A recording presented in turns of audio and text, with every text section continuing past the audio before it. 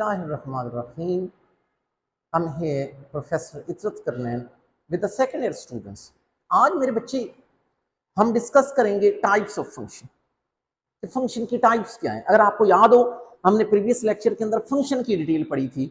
आज हम फंक्शन की टाइप्स पढ़ेंगे। अच्छा, टाइप्स ऑफ फंक्शन के अंदर पहला टाइप है पोलिनोमियल फंक्शन।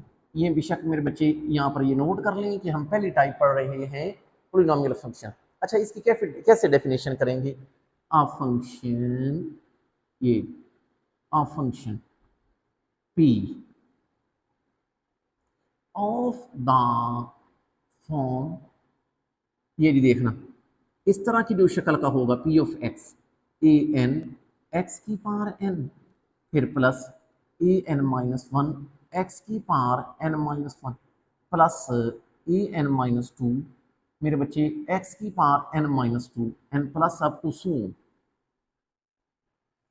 अच्छा, प्लस अप टू सोन और आखिर पे क्या होगा याद रखना। अगर यहाँ पर a2 है तो x की पावर 2, अगर मेरे बच्चे प्लस a1 है तो x की पावर 1, और अगर मेरे बच्चे यहाँ पर a0 है तो x की पावर 0 होगा, लेकिन लिखने की जरूरत नहीं। मेरे बच्चे याद रखना, इस तरह की शक्ल को पॉलिनोमियल फंक्शन कहते हैं। जरा गौर करिएगा, ए एन है तो एक्स की power n, a n minus one है तो एक्स की power n minus one, a n minus two है तो एक्स की power n minus two, a two है तो एक्स की पावर टू, ए वन है तो एक्स की पावर वन, ए जीरो है, ए नॉट है तो एक्स की पावर जीरो, लेकिन लिखने की जरूरत नहीं है क्योंकि समथिंग पावर जीरो। बहरहाल मेरे बच्चे, इस तरह की शक्ल के फंक्शन को पॉलिनोमियल फंक्शन कहा जाता है। हम कहें अच्छा, और एक और इंफॉर्मेशन आपको मिली कि पॉलिनोमियल फंक्शन को डिनोट किससे करते हैं, पी ऑफ एक्स से। इज कॉल्ड मेरे बच्चे, हम इसको कहते हैं पोलिनोमियल फंक्शन। अच्छा, याद रखना मेरे बच्चे, इसके रिलेटेड मैंने कुछ आपको ऑब्जेक्टिव की बातें डिस्कस करनी है जो पेपर में पूछ ली जाती हैं। याद रखना, इसकी जो हाईएस्ट पावर है उसको उसकी डिग्री कहते हैं। इसका मतलब है ये जो मैंने आपके सामने पोलिनोमियल लिखी है इसकी डिग्री कितनी है, n। तो आप ये मेरे बच्चे लिख लेंगे कि ये जो आपके सामने पोलिनोमियल है इसकी डिग्री n, हाईएस्ट पावर को उसकी डिग्री कहते हैं। अच्छा, और एक और बात, जो डिग्री के साथ वाला कोफिशिएंट है, ये देखिए ए एन, अगर ए एन नॉन जीरो हो तो इस ए एन को लीडिंग कोफिशिएंट कहते हैं। A N non zero is called मेरे बच्चे, इसको हम क्या कहते हैं, लीडिंग कोफिशिएंट। इसको मेरे बच्चे हम लीडिंग कोफिशिएंट कहते हैं। तो ये दो बातें थी जो मैंने इसके रिलेटेड आपको एमसीक्यूज के हवाले से भी बतानी थी कि पॉलिनोमियल फंक्शन। फिर मैं रिवाइज कर देता हूँ। A function p of the form a n x की power n, a n minus one x की power n minus one up so on a two x की, ए वन एक्स की power one, a not, इसको polynomial function कहते हैं। इसकी highest power को उसकी डिग्री कहते हैं। जो डिग्री के साथ वाला कोफिशिएंट होता है उसको लीडिंग कोफिशिएंट कहते हैं। मेरे बच्चे अगर कहते हैं तो मैं आपको एक एग्जांपल दे के बात को समझा सकता हूँ। भाई पेपर में एमसीक्यूज में कैसे पूछा जाता है, ये देखिए मिसाल के तौर पर ये एक एग्जांपल हम मेरे बच्चे देते हैं। एग्जांपल यूं है, ये देख लें, पी ऑफ एक्स ये बराबर है 5x square plus 7x plus 2। अगर मेरे बच्चे ये आपके सामने पॉलिनोमियल है, वो ये पूछ लेता है कि बताएं इसकी डिग्री कितनी है, तो आप बताओगे इसकी डिग्री 2 है। अगर ये पूछ लेता है कि इसका लीडिंग कोफिशिएंट क्या है, तो आप बताओगे कि इसका लीडिंग कोफिशिएंट 5।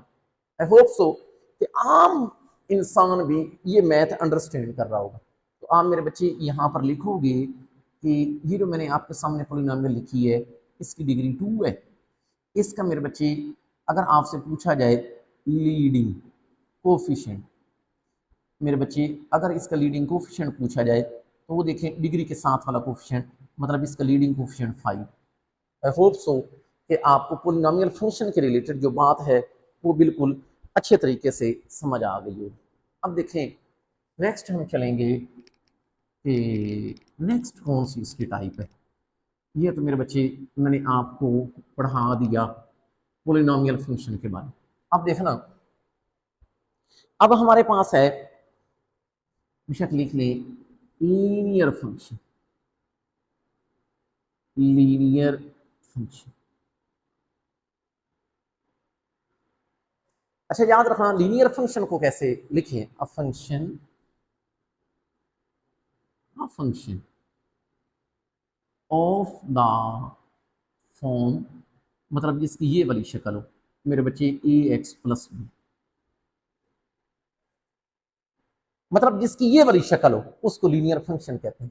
इज कॉल्ड मेरे बच्चे लीनियर फंक्शन। अच्छा, लोग ना इसकी डेफिनेशन एक और तरीके से भी करते हैं, एक और तरीके से भी करते हैं। वो मेरे बच्चे ये है, देखना जरा गौर करिएगा। ये देखिए, ये बेसिकली एक पोलिनोमियल ही है, लेकिन ऐसी पोलिनोमियल है जिसकी डिग्री 1 है। इसका मतलब है आप इसको इस तरह भी डिफाइन कर सकते हैं, a polynomial with degree 1 is called a linear function.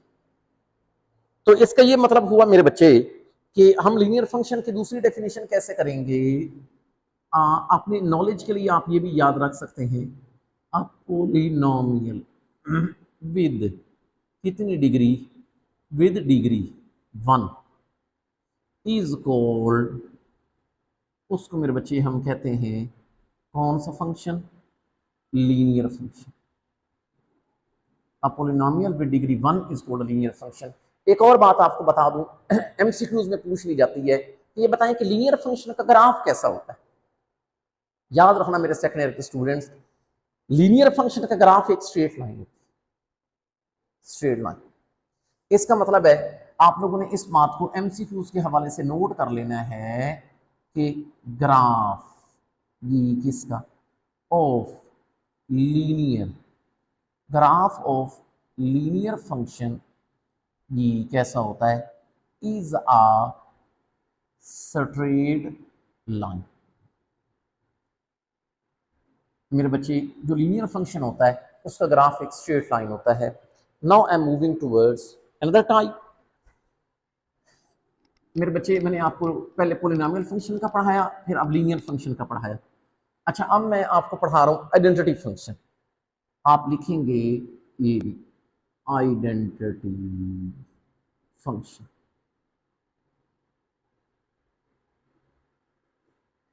Identity function मेरे बच्चे कैसे डिफाइन करेंगे। अच्छा, ये भी स्टूडेंट्स जरा ख्याल करिएगा, आइडेंटिटी और लीनियर में फर्क है। स्टूडेंट फर्क नहीं समझता। लीनियर वो है जो मैंने पहले पढ़ाया जिसकी डिग्री 1 होती है। आइडेंटिटी कैसा होता है ये मैं बताता हूं, जरा गौर करिएगा। देखें, अ फंक्शन ये, a function I of x, पहले ऐसे आई फ्रॉम एक्स टू एक्स। अच्छा, ख्याल करिएगा आइडेंटिटी फंक्शन के अंदर डोमेन और रेंज सेम होती है, सॉरी डोमेन और को डोमेन सेम होती है। Is called identity function. इसको मेरे बच्चे हम आइडेंटिटी फंक्शन कहते हैं। अगर ये कैसे define, if it is defined as, मतलब इसको डिफाइन अगर ऐसे किया जाए, I of x equal to X, और ये आपने लिखना है for all x belong to capital X. देखिए मेरी बात सुने, जरा गौर करिएगा, अगर समझ नहीं आई तो। एक तो आइडेंटिटी फंक्शन को आई से डिनोट करते हैं, दूसरी बात आइडेंटिटी फंक्शन की डोमेन और को डोमेन सेम होती है, तीसरी बात आई ऑफ एक्स बराबर है एक्स के, जो पुट करते हैं जवाब वही आता है। अब अक्सर बच्चे ये सोचेंगे सर ये फॉर ऑल, ये भी फॉर ऑल का सिंबल होता है, for all x belong to x क्यों लिखा। ये वाली बात मेरी वो बच्चे समझ पाएंगे जिन्होंने मेरा प्रीवियस लेक्चर फंक्शन की डेफिनेशन वाला अटेंड किया हुआ है। मैंने फंक्शन की डेफिनेशन के अंदर एक बात के ऊपर जोर दिया था कि फंक्शन क्या होता है। A function F from A to B is a rule और law in which for each element of A there exist a unique image in B. मतलब ए के अगर कोई फंक्शन डिफाइन होता है तो वो डोमेन के तमाम एलिमेंट के लिए डिफाइन होता है, डोमेन के तमाम एलिमेंट के लिए। तो ये मुझे बताएं कि यहाँ पर डोमेन आप इस एक्स से ले रहे हैं तो इसलिए लिखते हैं for all x belong to x, तो ये डोमेन के तमाम के लिए डिफाइन। आई होप सो बात समझ आ गई होगी। अच्छा, अगर ना कोई बच्चा ये कहता है कि सर इसकी एग्जाम्पल ही दिखा दे, इसकी एग्जाम्पल ज्यादा नहीं है, सिर्फ एक ही है, एफ ऑफ एक्स बराबर एक्स के, ये एक आइडेंटिटी फंक्शन। भला क्यों? क्योंकि इसके अंदर जो एक्सपोर्ट करोगे जवाब भी वही आएगा। ये मेरे बच्चे आइडेंटिटी फंक्शन है। Now I am moving towards another function that is constant function. Now we have here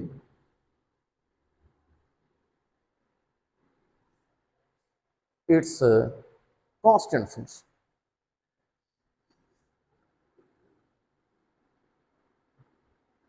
constant function.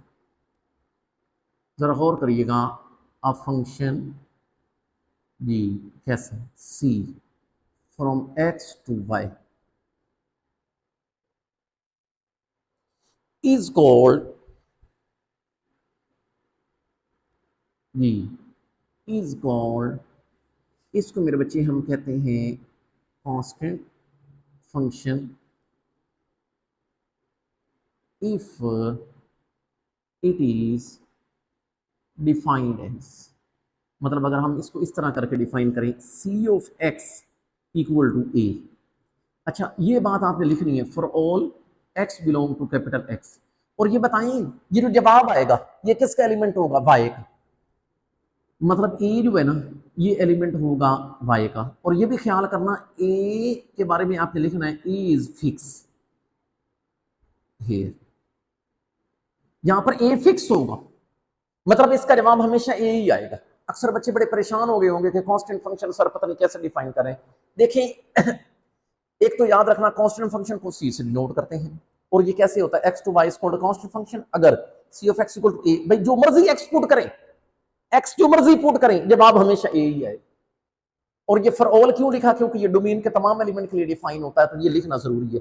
और आपको पता है ये जो ए है इसका एलिमेंट होगा, और ये फिक्स है क्योंकि हमेशा जवाब ए ही आना, ए के अलावा जवाब नहीं आ सकता। इसलिए तो हम इसको कांस्टेंट फंक्शन कहते हैं कि जो मर्जी एक्स पुट करें जवाब ए ही आना। अब ए की जगह कोई कांस्टेंट हो सकता है। जैसा कि देखें, अगर मेरे बच्चे मैं आपको एग्जांपल दे के बात समझाऊं तो बात ये है कि जैसे एफ ऑफ एक्स बराबर है 2 के, ये एक कांस्टेंट फंक्शन। और अगर कोई एग्जांपल लेना चाहते हैं तो आप कह सकते हैं एफ ऑफ एक्स बराबर है 3 के, ये भी एक कांस्टेंट फंक्शन है, क्योंकि आप जो मर्जी एक्स ले लें या तो जवाब 2 आना है या जवाब 3 आना है। इसका मतलब है ये सारे मेरे बच्चे कांस्टेंट फंक्शन है। Now I am moving towards here a rational function.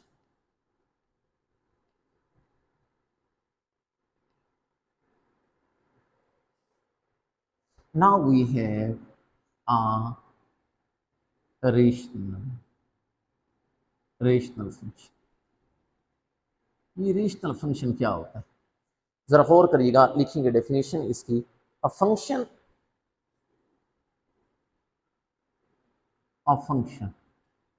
R of x जो कि बराबर हो पी ऑफ एक्स नीचे क्यू ऑफ एक्स। अच्छा, लेकिन आप लोगों ने इस बात का ख्याल करना है कि यहां पर ऊपर where p of x and q of x are polynomial function, polynomial function. याद रखना, मतलब ऊपर भी पोलिनोमियल हो नीचे भी पोलिनोमियल हो, और लेकिन इस बात का ख्याल करना है एंड जो नीचे वाली पोलिनोमियल हो वो नॉन जीरो, ऊपर वाली जीरो हो जाए खैर है, लेकिन नीचे वाली जीरो नहीं होनी चाहिए। उम्मीद है आपको समझ आ गई होगी कि ऐसा फंक्शन रेशनल फंक्शन होगा जिसके ऊपर भी पोलिनोमियल हो नीचे भी पोलिनोमियल, लेकिन ऊपर वाली जीरो हो जाए खैर है, लेकिन नीचे वाली जीरो नहीं होनी चाहिए। इसलिए ये मेरे बच्चे इज कॉल्ड, उसको मेरे बच्चे हम कहते हैं कौन सा फंक्शन, रेशनल फंक्शन। इसको हम रेशनल फंक्शन कहते हैं। अगर मेरे बच्चे आप ये कहते हैं कि हमें एग्जांपल दे के बात समझाई जाए तो मैं समझा सकता हूँ। मिसाल के तौर पर ये आपका एफ ऑफ एक्स है 2x + 5, नीचे भी शक आ जाए 3x² + 7, ये रेशनल फंक्शन है। भला क्यों, क्योंकि ऊपर भी पोलिनोमियल फंक्शन है नीचे भी पोलिनोमियल फंक्शन। इसका मतलब ये हुआ मेरे बच्चे कि ये एक रेशनल फंक्शन है। Now I am moving towards another type and that is exponential function. जरा गौर करिएगा, देखिए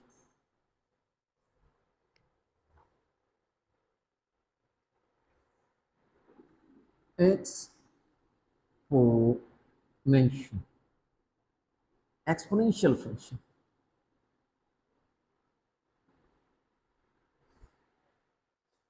अच्छा देखें, अक्सर बच्चे फिर बड़े परेशान हो जाते हैं। पहले अगर कहते हैं तो मैं इस बात को एग्जांपल दे के भी समझा सकता हूँ। ये देखिए एग्जांपल ऐसे है, मतलब एक्सपोनेंशियल फंक्शन की मिसाल के तौर पर भाई ये देखो एफ ऑफ एक्स बराबर है 2 की पावर एक्स, तो ये एक्सपोनेंशियल। अगर मिसाल के तौर पर मैं और आपको और कोई मिसाल देता हूं e की पावर x, ये भी एक्सपोनेंशियल। लेकिन आप मेरे बच्चे प्रॉपर डेफिनेशन कैसे करोगे? आप इस तरह करोगे, a function in which variable is present as a power of some constant. x भाई वेरिएबल है, वेरिएबल मौजूद हो as a power of some constant, तो उसको एक्सपोनेंशियल फंक्शन कहते हैं। अच्छा, कांस्टेंट बेशक कोई हो, वेरिएबल चाहे कोई हो। तो हम डेफिनेशन मेरे बच्चे कैसे करेंगे? ये देखिए, आ फंक्शन जिसमें क्या हो, in which variable is present, कैसे? As a power of some constant is called exponential equation। I hope so मेरे बच्चे बात आपको समझ आ गई होगी कि एक्सपोनेंशियल इक्वेशन क्या होती है, जिसके अंदर या एक्सपोनेंशियल फंक्शन समझ लें, a function in which variable is present as a power of some constant is called exponential. Sorry, equation नहीं लिखनी, बल्कि यहां पर आपने लिखना है एक्सपोनेंशियल फंक्शन। मेरे बच्चे अब हमारे पास है एक्सप्लिसिट फंक्शन। एक्सप्लिसिट फंक्शन ये मेरे बच्चे कैसे होता है? If y is easily expressed, मेरे बच्चे if y is easily expressed in terms of in terms of independent variable x, if y is easily expressed in terms of independent variable x, then y is called, y को क्या कहते हैं? Explicit function. लेकिन किसका? Of x. आप बड़े परेशान हो रहे होंगे कि ये पता नहीं क्या है। एक तो मेरे बच्चे मैं आपको बात बता दूं कि ये देखें, एग्जांपल दे के बात को समझाता हूं। मिसाल के तौर पर ये देखें, ये आपने ऐसे है y is equal to x square plus 1। जरा गौर करिएगा, यहाँ पर y भी वेरिएबल है, x भी वेरिएबल है, लेकिन y को डिपेंडेंट वेरिएबल कहते हैं, x को इंडिपेंडेंट वेरिएबल कहते हैं। ये बताएं, इसके अंदर आप y को इजिली एक्सप्रेस कर रहे हैं इन टर्म्स ऑफ x, तो y डिपेंडेंट है, x इंडिपेंडेंट है, y को इजिली एक्सप्रेस कर रहे हैं इन टर्म्स ऑफ x। तो इस सूरत हाल में जब इजिली y को x की शक्ल में एक्सप्रेस किया जा सके, तो फिर हम कहते हैं कि एक्सप्लिसिट फंक्शन है। जरा गौर करिएगा, if y is easily express in terms of independent variable x, then y is called explicit function of x। I hope so बात समझ आ गई होगी कि जब y को in terms of x easily express कर सके, कभी कभार ऐसी होता है कि x और y इस तरह मिक्सअप हो जाते हैं कि आप y को x की शक्ल में एक्सप्रेस नहीं कर पाते, तो फिर हम उसको एक्सप्लिसिट नहीं कहेंगे, हम उसको इम्प्लिसिट कहेंगे। तो इसका ये मतलब है कि हमें एक और डेफिनेशन करनी पड़ेगी, और वो कौन सी करनी पड़ेगी? और वो मेरे बच्चे होगी इम्प्लिसिट फंक्शन। अच्छा, आपने मेरे बच्चे सिर्फ इतना ख्याल करना है थोड़ा कि if x and Y are, मतलब एक्स और वाई क्या हो, so mixed up, I hope so मेरी बात को आप पिक कर रहे होंगे, मिक्स हो जाए अंदर, ऐसे इधर एक्स वाई अंदर हो, इस तरह करके मिक्स हो जाए कि आप वाई को in terms of x express ना कर सको। If x and Y are so mixed up that, मतलब इस तरह करके मेरे बच्चे वो एक दूसरे में एक्स हो जाए कि that y can not be, y can not be easily expressed in terms of in terms of independent variable x, then फिर हम क्या कहते हैं मेरे बच्चे, फिर हम ये कहते हैं कि y is called, then y is called implicit, implicit function. ये मेरे बच्चे किसका? Of x। बिल्कुल वही आपने लिख देनी है कि y is not easily expressed in terms of independence, then y is called implicit function. यहाँ पे अगर नॉट लगा दोगे तो इम्प्लीसिट अगर एक्सप्रेस कर सकूँ। मैं आपको मिसाल देता हूँ, मिसाल ये देख लें भाई, एग्जाम्पल के तौर पर, मिसाल के तौर पर ये चीज़ है, ऐसे है x y square plus y equal to 9। ये मेरे बच्चे आप इसकी लाख कोशिश कर लें, आप यहां पर y को in terms of x express नहीं कर सकते, लाख कोशिश कर लें। अगर यहां पर देखो ना x और y एक दूसरे में मिक्सअप हो चुका है, तो आप नहीं एक्सप्रेस कर सकते y निकालें और इन टर्म्स ऑफ x निकल आए, ये नहीं है मुमकिन। तो इस सूरत हाल में हम कहेंगे कि y इंप्लिसिट फंक्शन है x। बाकी वो पक्की बात है कि y डिपेंडेंट वेरिएबल है, x इंडिपेंडेंट है, लेकिन इस सूरत हाल में y एक्सप्लिसिट फंक्शन है x का, यहाँ पर y इंप्लिसिट फंक्शन है x का। आई hope so it will be new thing for you. अक्सर औकात इधर उधर आप फंक्शन की टाइप सुनते रहते हैं। हमने पोलिनोमियल फंक्शन पढ़ा, हमने मेरे बच्चे और जो है कांस्टेंट फंक्शन पढ़ा, आइडेंटिटी पढ़ा, उसके अलावा जो है हम लोगों ने यहाँ पर आकर एक्सप्लिसिट और इम्प्लिसिट फंक्शन भी पढ़ा, तो रेशनल फंक्शन भी यहाँ पर आज हमने पढ़ा। तो आज के लिए इतना ही काफ़ी है, नेक्स्ट मिलेंगे, तब तक के लिए अल्लाह।